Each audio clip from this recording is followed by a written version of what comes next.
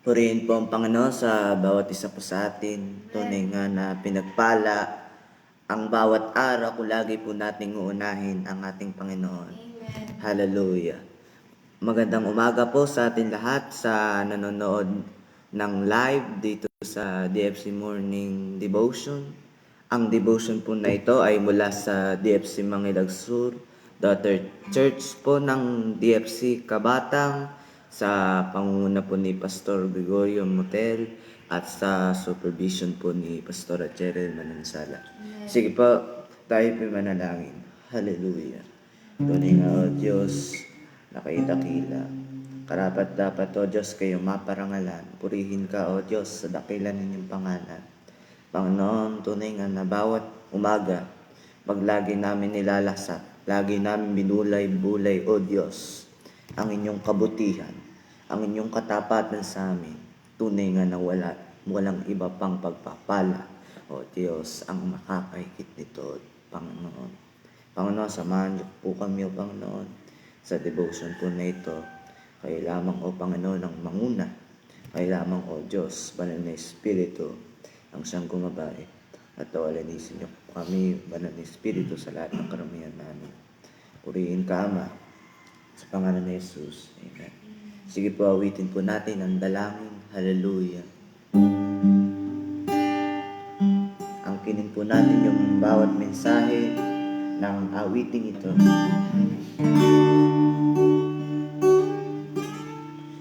Dinggin mo ang dalangin ko,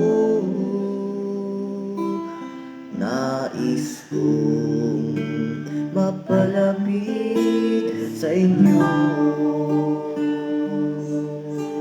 Naway pakinggan ang aking pagsamo, Panginoon, ako'y tanging sa inyo.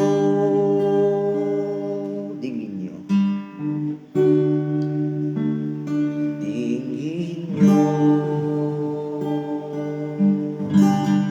ang dalangin ko, nais ko mapalapit sa inyo. Nais ko mapalapit sa inyo.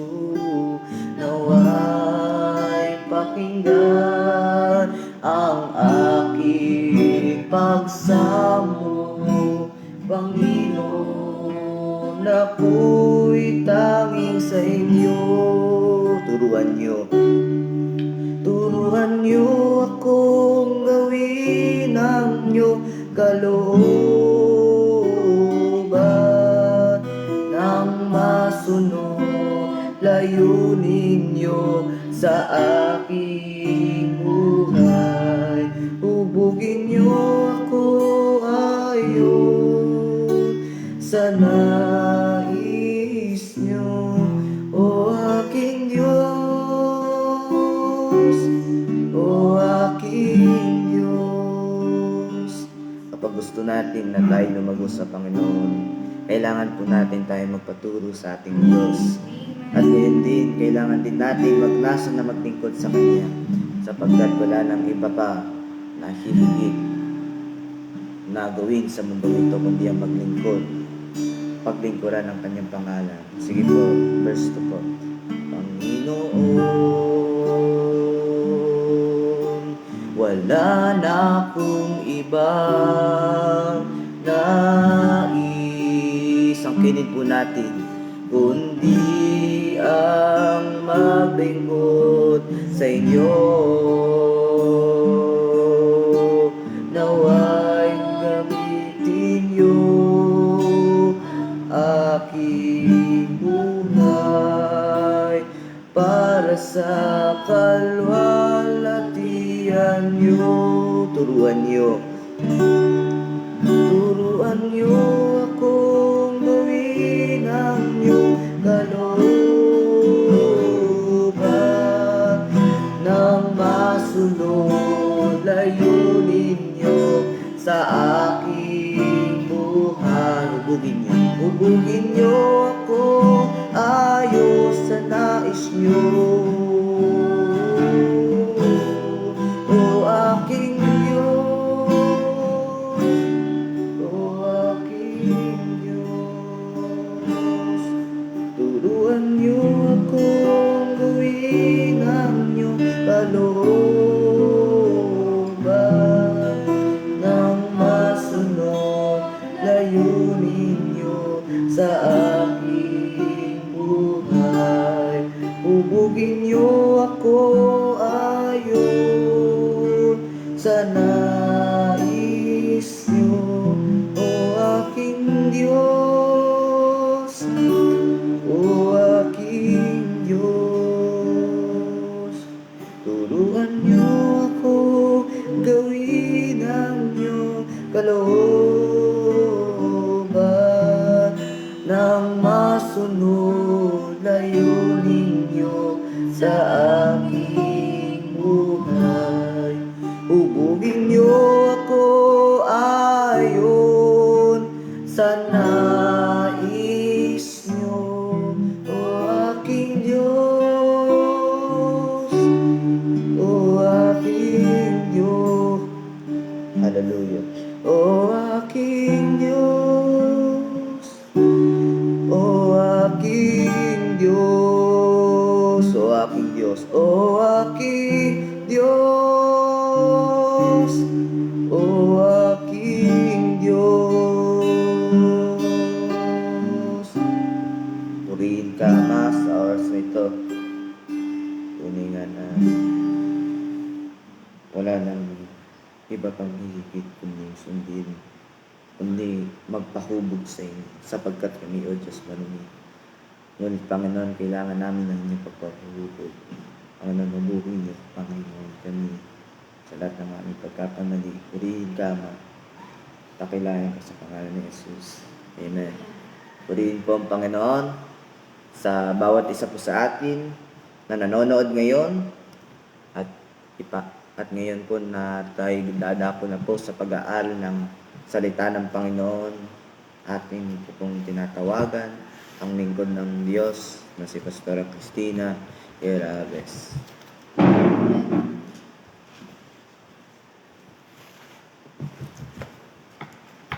Purihin po ang Panginoon. Mapagpalang umaga po sa ating lahat. Salamat po sa Diyos dahil muli ay tayo ay ginising ng Panginoon para gawin yung kanyang kalooban. Salamat po sa Diyos at sa biyaya ng ating mga buhay. Tayo po ay patuloy na ginagamit Tayo po muna ay sandaling manalangin. Panginoong Diyos na makapangyarihan sa lahat, na may likha ng aming lakas, may likha ng aming buhay. Salamat po, Panginoon. Ito pong biyaya ng aming hininga ay sapat upang ikaw ay aming purihin, upang ikaw ay aming parangalan, upang ikaw ay aming pasalamatan sa umagang ito. Salamat po sa pagkakataon na ito na kami ay binibigyan mo pang muli ng pagkakataon na ikaw ay aming mapag-usapan, Panginoon. Tunay nga po na ikaw po ay naririto sa aming kalagitnaan kahit po kami ay magkakalayo, magkakaiba ng lugar, Panginoon. Alam namin na kami inyong sasamahan. Tulungan niyo kami, basbasan niyo ang mga salita na aming pagbubulayan sa umagang ito. Ito po ay tumanim sa aming mga puso at ito po, Panginoon, ay maisapamuhay namin. Salamat po sa pangalan ng Panginoong Hesus. Amen, Panginoon. Salamat sa Panginoon.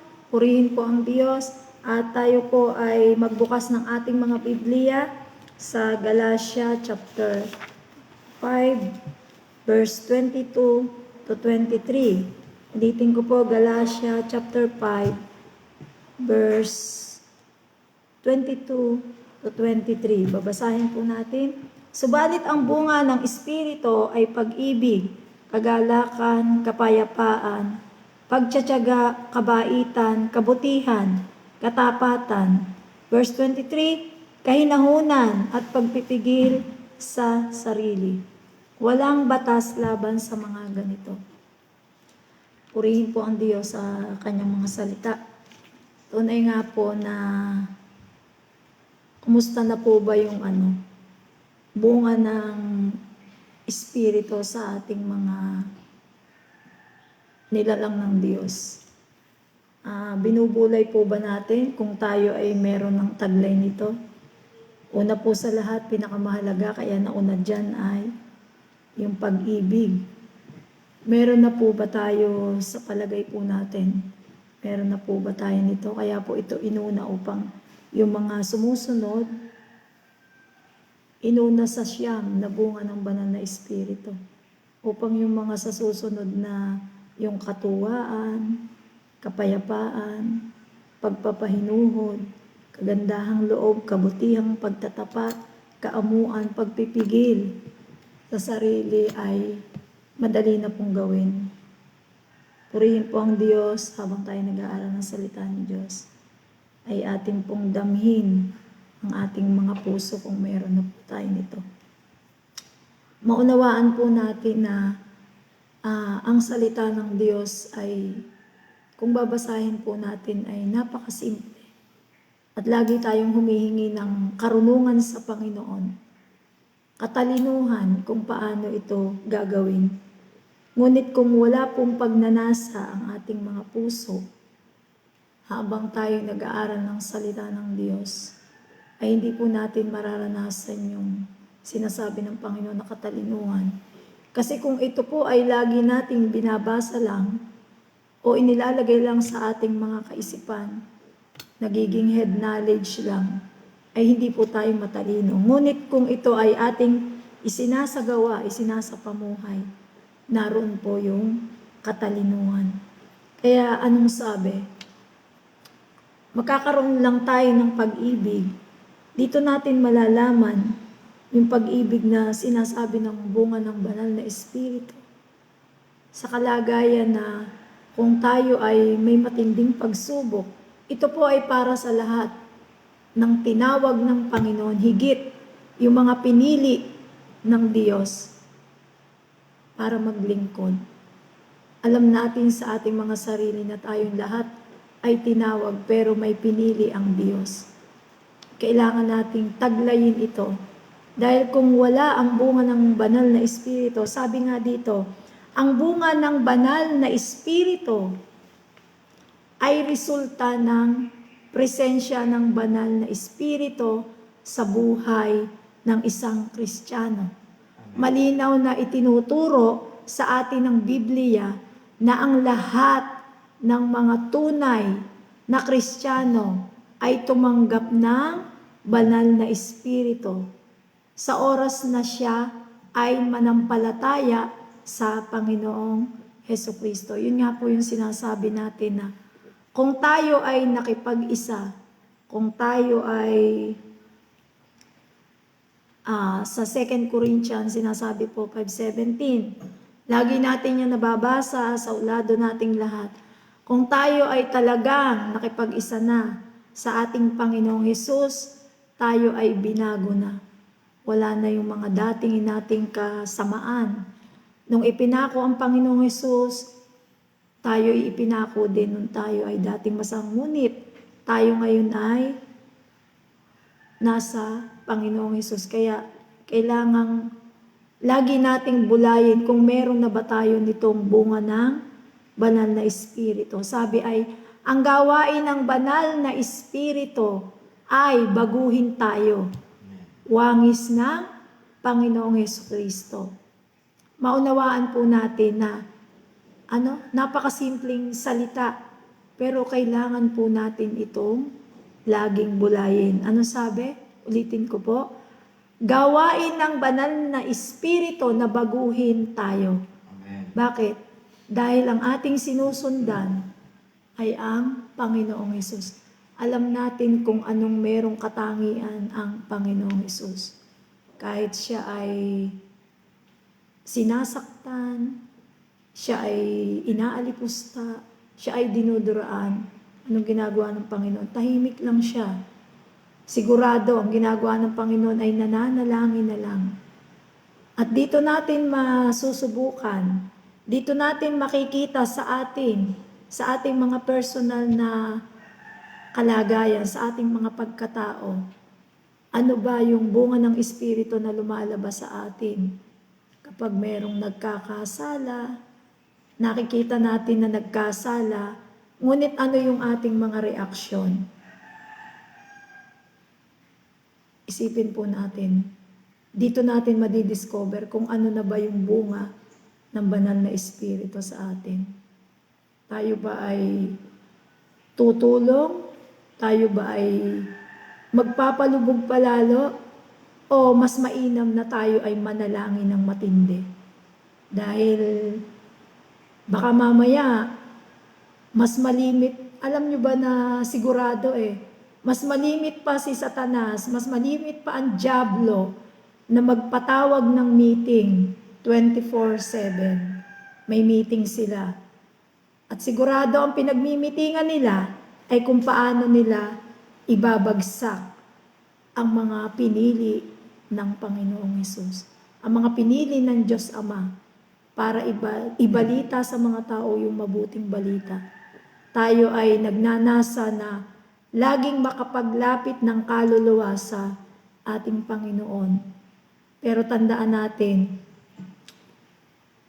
huwag nating kalimutan yung ating paglapit sa Panginoon, yung personal na paglapit natin, yung mga quiet time.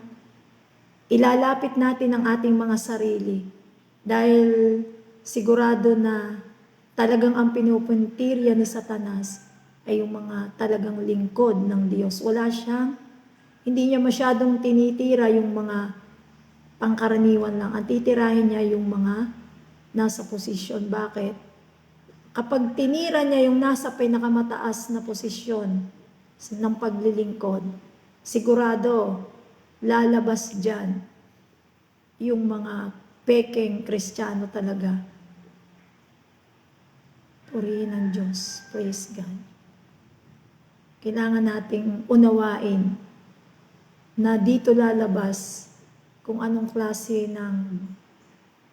kung ano na yung bunga. May bunga na po ba talaga tayo? Tayo po ba talaga ay nagkakabunga? Pinakamatinding dapat natin gawin kung merong bumabagsak ay kung tayo ay isang beses lang manalangin sa loob ng isang araw, gawin po natin na mas malimit. At yung mga fellowship po natin, lalo na yung prayer meeting, nasain po talaga natin na tayo maka-attend. Hindi lang po pag Sunday. Dahil yun nga po sinasabi ko, baka mas malimit pang, at sigurado na mas malimit pang mag-meeting ang mga dyablo. Nagpaplano sila, ang dami nilang plano. na ang lahat ng mga pinili ng Diyos, mga lingkod ng Diyos ay tirahin nila para maunawaan at makita nila, tuwang-tuwa sila kapag ang nabumagsak ay yung pinakamataas na posisyon ng pagkapili na lingkod ng Diyos dahil nakikita susunod yung mga taong talagang bagsak sa bunga ng banal na Espiritu. Kaya sinasabi ng salita ng Diyos, bulayin nating maigi, obserbahan nating maigi ang ating mga sarili, kung tayo ba talaga ay may bunga na ng banal na Espiritu. Pinaka-the best na ating maging nasain na maging bunga ng banal na Espiritu ay yung pong pag-ibig, yung love na tinatawag. Dahil sabi dito sa 1 John, tayo po ay bumasa ng salita ng Diyos. Unang Juan, chapter 4, verse 7. Makipagbukas po kayo. Unang Juan, chapter 4, verse 7. Sabi po dito, Unang Juan, chapter 4, verse 7. Mga minamahal, mag-ibigan tayo, sapagkat mula sa Diyos ang pag-ibig. Ang bawat umiibig ay anak ng Diyos at kumikilala sa Diyos. Napakalinaw po ng salita ng Diyos. Kung tayo talaga ay umiibig sa Panginoon, kung talagang tayo ay nagmamahal sa Panginoon, kung mayroong bumabagsak sa atin ng mga lingkod ng Diyos, ang bunga ng Espiritu Santo na sinasabi, mararamdaman natin yung higit sa lahat yung kaamuan, gentleness po. Yun yung sinasabi. Pagpipigil sa sarili. Ano ba yung dapat mong pigilan sa sarili mo? Mag-i-example lang po ko. Yung galit po, unang-una sa lahat. Hindi natin dapat ito maramdaman kung may bunga na tayo ng banal na Espiritu. Pagpipigil sa sarili. Kung ano-anong sasabihin. Pwede po bang manalangin muna tayo at pwede po bang ang unang maramdaman ay malungkot po tayo dahil meron pong bumabagsak na lingkod ng Diyos. Kung ito po ay inyong nararamdaman, kung mayroong bumabagsak na lingkod ng Diyos, nalulungkot kayo, at nananalangin kayo ng mas matindi, sigurado po meron na kayong bunga ng banal na Espiritu. Salamat po sa salita ng Diyos. Hallelujah. At yun nga po, tunay nga po na tayo po ay nasa sitwasyon na kailangan nating mas tindihan pa yung pananalangin, mas tindihan pa ang pagbabasa ng salita ng Diyos. Dahil tayong mga tinawag ng Panginoon, lingkod ng Diyos, akala natin magagaling na tayo. Wala pong magaling kung hindi tayo sasamahan ng presensya ng Diyos, ng banal na Espiritu. Hindi po talaga tayo magtatagumpay kung hindi po tayo sasamahan ng Diyos. Kaya, lagi po tayong magbasa. At hindi lang po tayo nagbabasa. Yun nga po yung sinasabing, basa tayo ng basa. Hindi naman natin binubulay, hindi natin pinag-iisipan, hindi natin isinasapamuhay. Kaya minsan, ito nga po sa ulo natin, bunga ng banal na Espiritu. Ngunit kapag may mga pangyayari na hindi ka nais-nais, obserbahan po natin ang ating mga sarili kung lumalabas ba talaga. Kung meron na ba tayong bunga, akala na ng iba yung hindi naunawaan ang bunga mo, ay marami ka ng miyembro sa church. Hindi po. Ang bantayan po natin at maging bunga, ayun muna ang ating mga sarili. Kung tayo nagbubunga, may anointing tayo sa mga miyembro kada tayo magsasalita. Yun po yung sinasabi, unawain po natin ang salita ng Diyos. Tunay nga po na kailangan nating mas lalong higpitan yung mga prayer meeting po natin, atinan natin. Personal devotion, pangkalahatan, family devotion. Kaya ko po ito nasasabi dahil ito po ay trabaho. Sa amin po, ang aking pong mga anak ay talagang stricto po ako dyan. Hindi ko sila pinagbabawalang gumamit ng cellphone. Ang pinakabawal po sa amin ay hindi sila magbabasa ng salita ng Diyos. Dahil alam natin na gumagawa ang dyablo. Kaya hindi, ang mga anak ko po kahit bata pa yan, talagang hinihigpitan ko. Walang bawal dahil wala tayong magagawa. Ang teknolohiya ay naandyan na, pero may oras na hindi sila matutulog, hindi matatapos ang 24 hours. Kaya inahamon ko yung mga nanay na may mga anak din. Wala na tayong magagawa, nandyan na yung cellphone nung sumulpot sila sa mundong ito. Pero ang pinakabawal ay hindi nila mababasa ang salita ng Diyos bago sila tumulog at hindi mananalangin. Yun po ang talagang i-intak natin sa mga utak ng ating mga anak. At sigurado po, dahil gumagawa po ang kaaway talaga. Kaya purihin po ang Diyos, tayo po ay magbasang muli. At ito po yung panghuling verse natin na kailangan nating ilagay sa ating mga kaisipan. Hallelujah. Salamat sa Panginoon. Buksan po natin sa Galatia chapter 6 verse 1. Sabi dito, Galatia chapter 6 verse 1. Mga kapatid, kung may isa sa inyo na mahulog sa pagkakasala, kayong pinapatnubayan ng Espiritu ang magtuwid sa Kanya. Subalit, gawin ninyo iyon ng mahinahon at mag-ingat kayo. Baka kayo naman ang matukso. Punta po tayo sa verse 10, chapter 6, verse 10.